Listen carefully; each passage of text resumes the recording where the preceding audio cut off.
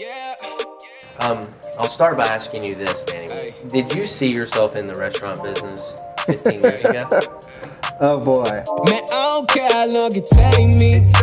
It take me. How long it take me. Cause I've been working on the daily. The daily. I'm on the daily. I'm actually very excited to introduce you to Danny and Earl McPherson. I'm not sure if Earl will be able to be there, but I met the McPherson brothers probably 7 years ago. They had started a new donut shop on Riceville Beach, and it was a great success, and they sold that business, and that's when, and shortly after that at least, that's when they purchased King Neptunes. Oh.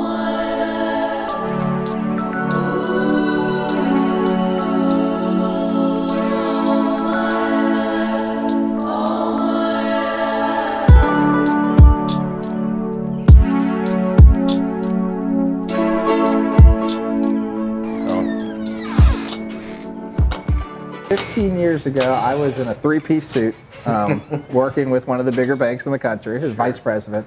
And I loved going to restaurants and bars, but I didn't see a path where I would be owning a restaurant or bar. Yeah. But I always knew that having a boss wasn't the life for me. Right.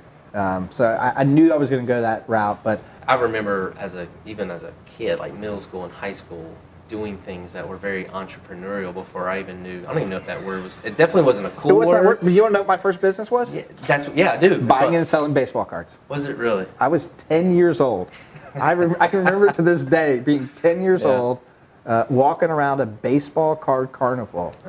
And at the end of the day, having done some trades and some sales and some acquisitions. Bettered your position. Walking out with thousands of dollars in cash and the baseball cards I wanted, the assets I wanted as a 10-year-old. And I never thought anything of it. I look back on that now like, wow, I wasn't thinking, hey, I want to run a business. I want to be an entrepreneur. I was just, baseball cards. I was wheeling and dealing baseball cards. You never been in here? Yeah.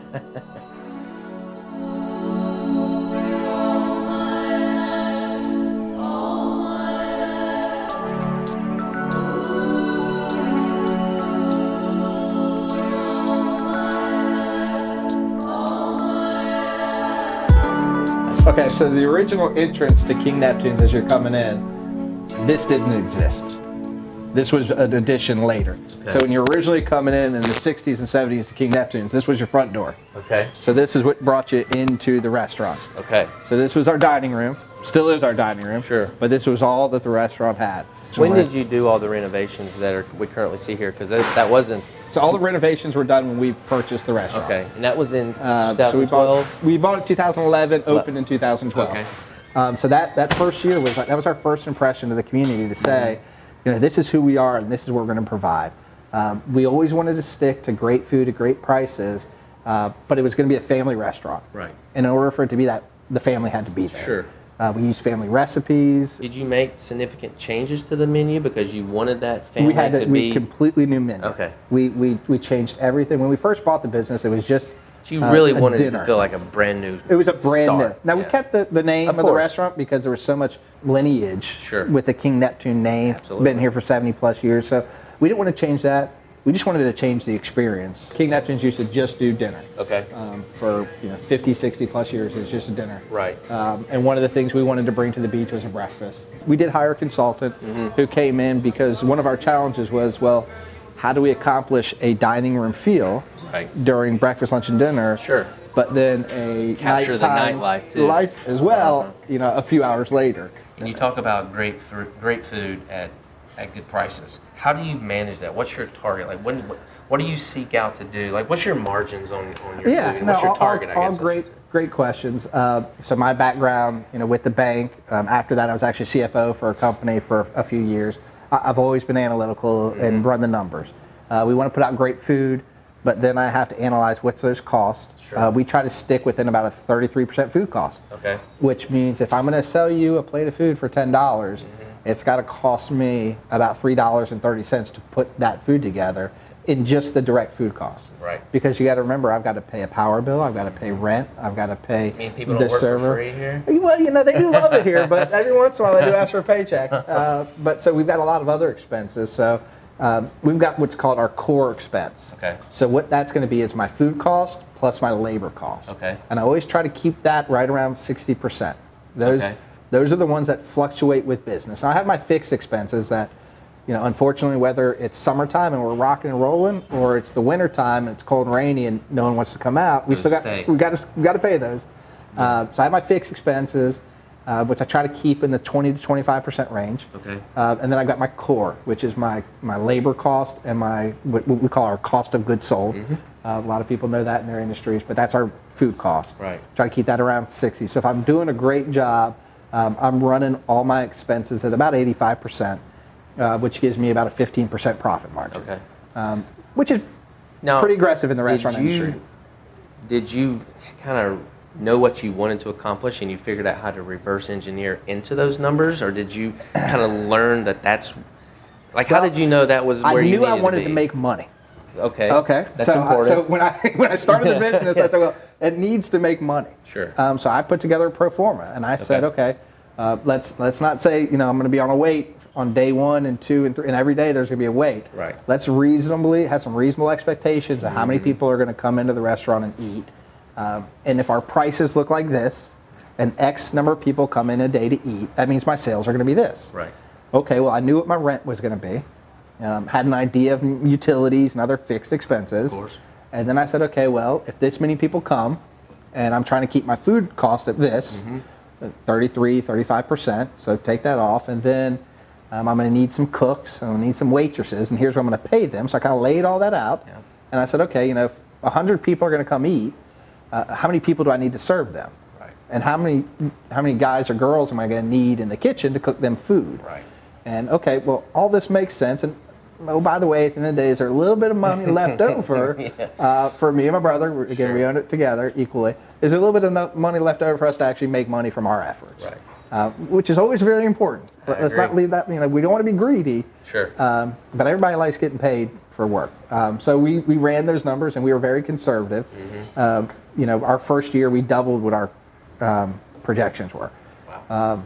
But I wanted to be conservative with it. I was going to ask you, at what point were you profitable in your first month? We were doing Just renovations. from the cost? So for the first month, we were doing renovations, and we had to close our dining room side. On the tour earlier, you saw the dining room side. We had to close that to make it as pretty as it is now. So we were just operating here on the Pirate Bar side. We didn't lose money, but I wouldn't necessarily say we were profitable. Okay. But once we did our grand opening, our first 30 days, we were profitable. Yeah. I got some great advice from a gentleman when it comes to restaurants. He said, you seat how many people? I said about 100. He said, well, my advice is don't seat more than 50 or 60 your first 2 weeks. There's going to be a lot of buzz when you first announce opening, but your staff doesn't have any experience with this. Sure. You don't want to get overwhelmed, and everyone great comes down, and all of a sudden their first experience, again, you only get to make one first impression, and their first experience and impression is one of, well, okay. Yeah. So he said, don't pack the house. Sure. You'll have long Which I'm sure wait that's times. a temptation. That was a temptation. Right? Especially if you've got that many people showing up. And we had people asking, "Hey, that table's open. Can we sit there?" Yeah. We'll be right with you. We'll get you there. We're managing expectations, and we want everything to run smoothly. But you always have to have the long view as well. You can't just always look in the short term. It's got to be, I'm trying to create raving fans. In my opinion, whether you're selling real estate, insurance, or hamburgers, it's about repeat business. That's right. Okay, we all have a client acquisition cost. And that word of mouth, what's being said about you out there in the world. You can put all the print ads out and every TV ad you want to run, but if their friend says, been there, tried it, it's not good. Sure. It's going to trump any advertisement they see. So we wanted to build those raving fans, so it was tempering expectations with what those first sales were going to be. Kind of give you a quick glimpse of what happens behind the scenes. We're not going to go in there.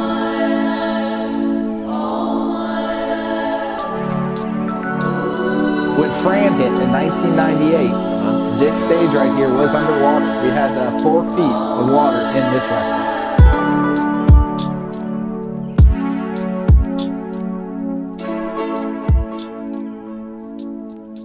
This is the original bar. It was built in the 70s.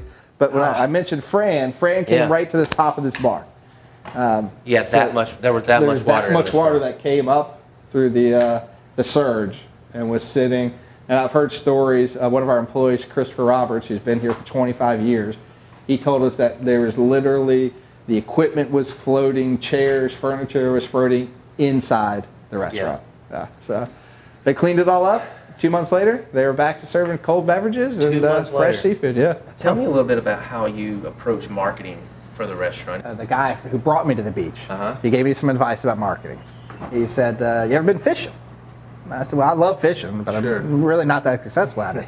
He said, "Okay. Have you ever paid attention to the guys catching a lot of fish?" Well, yeah. And I said, "What does their setup look like?" And I said, "Well, they usually got about 5 or 6 fishing poles. They got all the tools and bait and coolers when they catch fish and everything." Right. And he says, "How many hooks in the water do they have?" And I said, "Well, if they've got 5 or 6 fishing poles, they probably have 5 or 6 hooks in the water." And they said, "How many do you have in the water?" I said, "1." I said, "Okay, so 5 or 6 hooks in the water or 1 hook, who's going to catch more fish?" Yeah. And that was marketing. Yeah. So there are a lot of golden nuggets in marketing. Sure. Can't put all your eggs in one basket. Sure. Social media is huge right now. Right. We do it, but we also throw some radio advertisements out. We want to always focus on word of mouth. So I don't feel like the restaurant business is different than any other business. We have to share our message with everyone, but we have to be creative.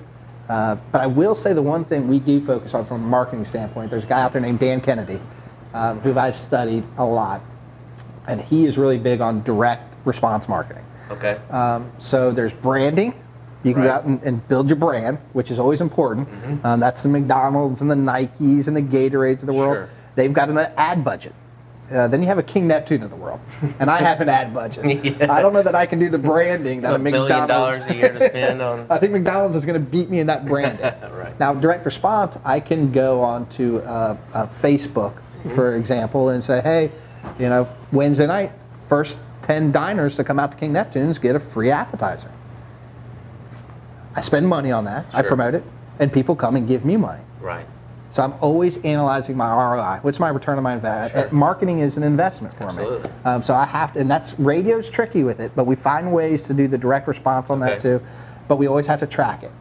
If you want money from me, and I tell this to my radio sales rep, show me my return on my investment. Right. In my business, and I feel like in most businesses, all marketing can work, whether it's direct mail to Facebook ads, Yep. and anywhere and anything in between. It can all work. It's important for you as a business owner to figure out where you're getting the most ROI so Yep. that you can invest more there. If you've got any advice to give to somebody that's just into the restaurant business or thinking about getting into the restaurant business, what would that advice be? The secret sauce is the numbers. The secret. I mean, again, a lot of restaurants fail. If they don't work, If they don't work, they don't work. Yeah. You have to know and I would say that for a restaurant, I would say for any business, you Right. have to know your numbers. You want to put out great food, you want to have a great experience, but at the end of the day, you want a little bit of money left over for you. And if you don't track it, and if you don't really pay attention to those numbers, you're going to have some challenges. Now, that might not be your strength. Yeah. Seek out someone who's strong at that. Right. There's some things I'm not good at. Sure. I'm not a chef. I had to find a chef to come on board and help me. So if you're the chef, that's great. Find someone who can help you with the numbers, because you'll quickly find out that if you don't pay attention to the numbers, all you've done is bought a job. Yeah. And the business owns you, and you don't own the business. That's right. So that was the biggest thing that it took me a little bit of time to realize is I thought when I first had the restaurant that I owned a business. Yeah. That first year, it owned me. Yeah.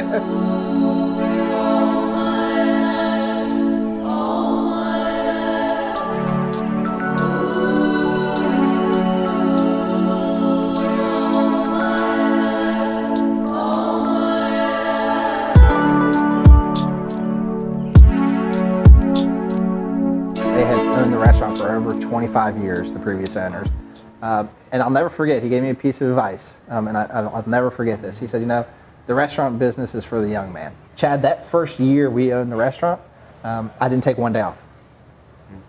That includes my daughter's birthdays. Right. That includes holidays. That includes Thanksgiving, Christmas. Yeah. We were open. We were serving food Christmas Day.